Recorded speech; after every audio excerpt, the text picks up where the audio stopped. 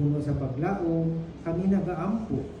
Nga kaluyan mo ang imong alagad nga si Leopoldo o himua siyang angayan nga moambit sa mga kalipay diha sa paraiso tungod kay siya mituo sa pagkabanhaw sa mga minatay.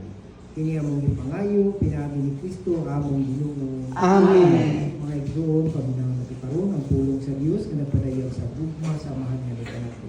Sa atong pagpaminaw at sinatiyon kining mga gugma nga mga nagpalawon sa atong paglaom sa Kristo. Paniugma mo.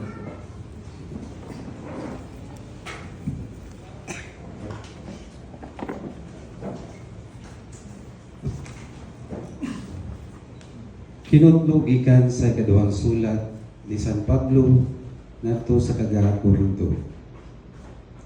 Kay nasayod kita ngayon katunas na niining atong yutanhong puloy-anan nga mao ang atong lawas.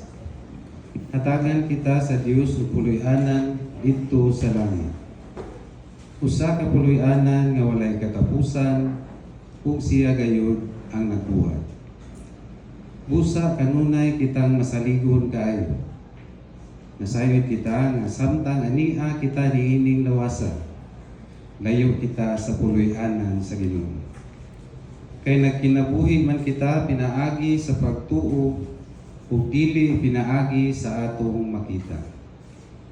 Masaligon kita kaayo ug palabihon nato nga mamiya kita sa atong puloy-anan niining lawasa ug mamuyo uban sa Ginoo. Apan labaw sa tanan, buod kitang magpahimuot kaniya, bisan dinhi sa atong puloy-anan o dito. Kay kinahanglan muatubang kitang tanan kang Kristo, aron iyang hukman.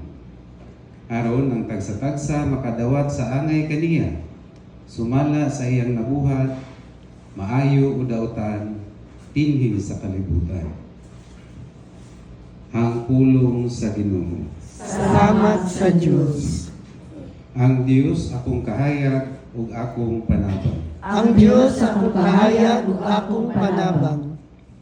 Ang Ginoo mao ang akong kahayag ug akong kaluwasan. Kinsa may akong kahadlukan, ang Ginoo mao ang dalampanan sa akong kinabuhi. Kinsa pa may akong kalisangan. Ang Diyos akong kahayag ug akong panabang. Usa ka butang akong gipangayo sa Ginoo. Kini ang akong gipangita. Nga magpuyo unta ako sa balay sa Ginoo sa tanang mga adlaw sa akong kinabuhi. Nga magsud-ong unta ako sa kahiligugmaon sa Ginoo ug magpalandong sa iyang templo. Ang Diyos akong kahayag ug akong panabang. Nagatuo ako nga makakita ako sa kaayo sa Ginoo dito sa yuta sa mga buhi. Paabuta nga maisugon ang Ginoo, paglig-on sa kasing-kasing o paabuta ang Ginoo. Ang Diyos akong kahayag ug akong panabang.